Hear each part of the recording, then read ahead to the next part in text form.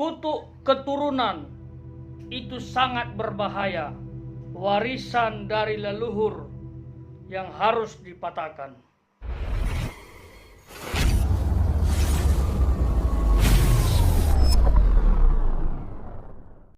Shalom sahabat KP yang diberkati Tuhan dengan melimpah. Amin. Banyak sekali orang memberikan tanggapan yang mengarah kepada hal-hal negatif. Misalnya, hidupku nggak bahagia, pernikahanku hancur, usahaku bangkrut, aku sakit-sakitan, dan selalu ditimpa masalah, bahkan sampai ke penderitaan yang berkepanjangan. Nah, ini perlu kita teliti. Dan itu terjadi secara turun-temurun. Dan sahabat harus paham, kalau ada yang ngalami ini, itu adalah kutuk keturunan.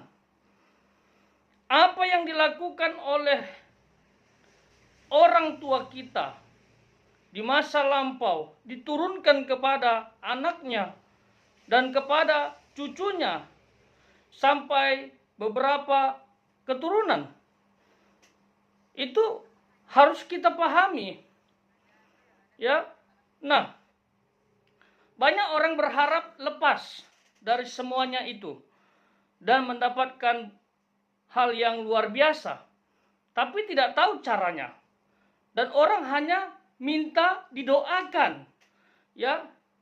Termasuk hambanya Evangelis Daud Tony selalu dimintai doa. Selalu berharap agar hambanya Evangelis Daud Tony mendoakan supaya kutuk itu hancur. Enggak salah. Tetapi harus tahu dasarnya, harus tahu titik masalah terberatnya. Ya. Ingat, lawan dari kutuk adalah berkat.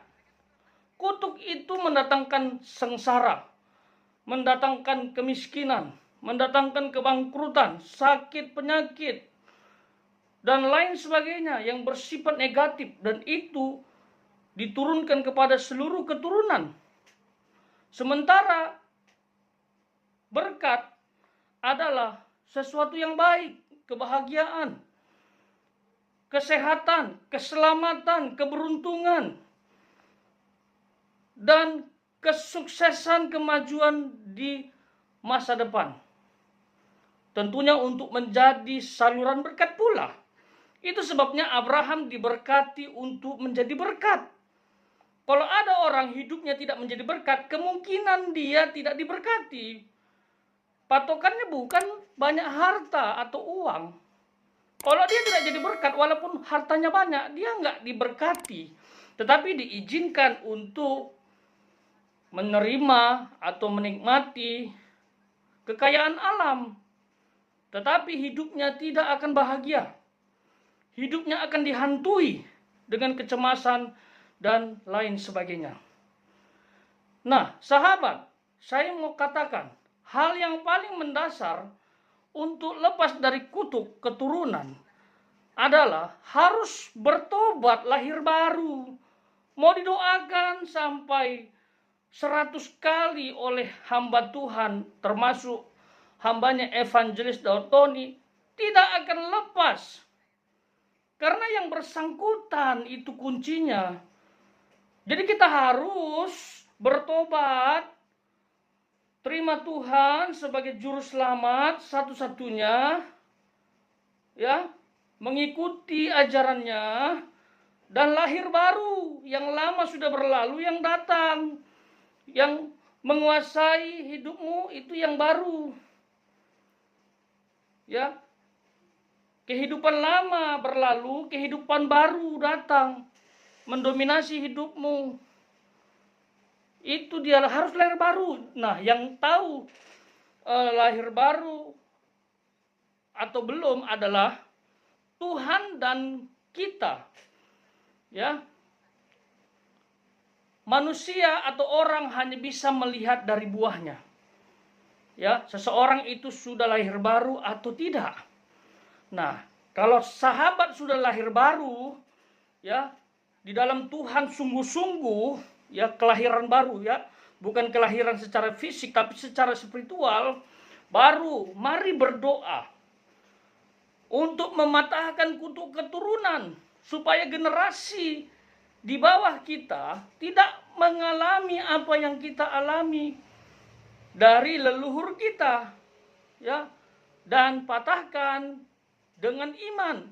Berdoa sungguh-sungguh, boleh didoakan oleh hamba Tuhan, boleh berdoa sendiri, jangan takut. Ya, seperti saya ini. Ya. Garis keturunan atau silsilah atau leluhur saya nggak benar hidupnya. Ya. Hidup dalam kutuk. Sehingga anak-anaknya akan mengalami hal yang sama. Pokoknya mengerikanlah. Ya. Bahkan ada dari garis keturunan leluhur saya yang bersekutu dengan kuasa gelap. Ya. Yang bermain ilmu hitam. Dan hidupnya nggak benar. Menyakiti banyak orang. Dan kemungkinan besar saya akan sama. Tapi pernah satu titik saya berdoa secara pribadi. Setelah saya bertobat, terima Yesus lahir baru, saya berdoa dengan penuh kepercayaan. Saya bilang, dalam nama Yesus hancurkan kutuk. Kutuk masa lalu, kutuk garis keturunan dihancurkan dalam nama Yesus. Aku tidak lagi mewarisi kutuk-kutuk dari leluhurku, dari kakekku, dari orang tuaku.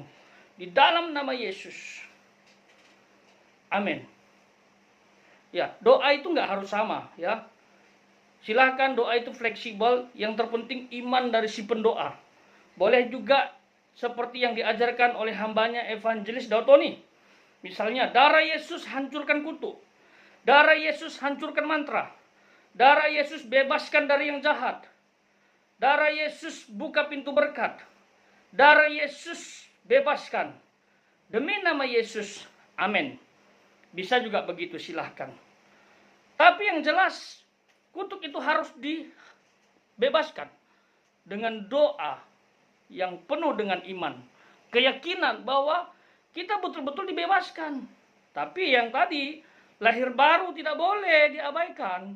Karena di situ letak kuncinya. Sehingga berkat Tuhan nanti mengalir dalam hidup kita. Ya, mengalir dalam hidup kita. Nah, yang berikutnya, setelah sudah lahir baru, hidup dalam Tuhan, kita sudah doa, ya, mematahkan kutuk, termasuk didoakan oleh hamba-hamba Tuhan, berdoa secara pribadi.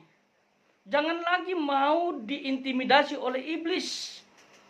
Selalu ada bisikan-bisikan yang tersirat, mengatakan, kutuk keturunan masih ada dalam hidupmu. Kau akan sama seperti papamu. Kamu akan sama seperti mamamu. Yang jahat hidupnya. Tidak berkenan kepada Allah. Penyembah berhala. Bersekutu dengan iblis. Bisikan itu akan ada. Orang tuamu pembunuh. Kamu juga akan begitu. Orang tuamu pelacur. Kamu juga akan begitu. Bisikan itu akan ada. Jangan mau terintimidasi. Ya, katakan, no. Tuhan Yesus sudah menghancurkan kutuk. Dengan doa yang penuh dengan kepercayaan. Itu dia, sahabat. Kenapa saya sampaikan ini? Karena saya greget melihat orang, ya, berpikir bahwa doa itu bisa melepaskan kutuk tanpa pertobatan.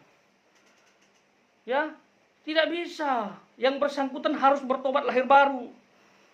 Ya, betul-betul hidup dalam Kristus. Itu dia.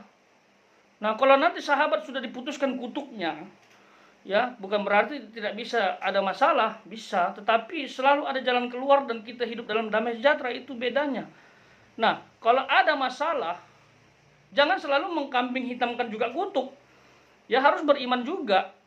Kalau ada masalah gitu, terus kita bilang, oh ini memang kehidupan saya, kutuk dari keluarga saya memang harus begini, hidup saya memang harus hancur. No. Jangan menyerah dengan keadaan. Jangan. Dan jangan mengkambing hitamkan kutuk. Dan jangan mengkambing hitamkan iblis. Kalau sudah merdeka, sudah bebas, jangan lagi katakan aku di bawah kutuk. Jangan seperti bangsa Israel, sudah dibebaskan dari tanah yang penuh dengan perbudakan, yaitu Mesir. Di padang gurun dia bilang, kami masih seperti dulu dan ingin kembali ke Mesir. Kami tidak mau masuk ke tanah perjanjian. Sudah merdeka, dibawa Tuhan keluar, tetapi merasa tidak merdeka. Itu adalah pemahaman yang sangat bahaya. Jadi karya Kristus sudah terjadi dalam hidupmu, dan yakini kualitas kemerdekaan yang diberikan.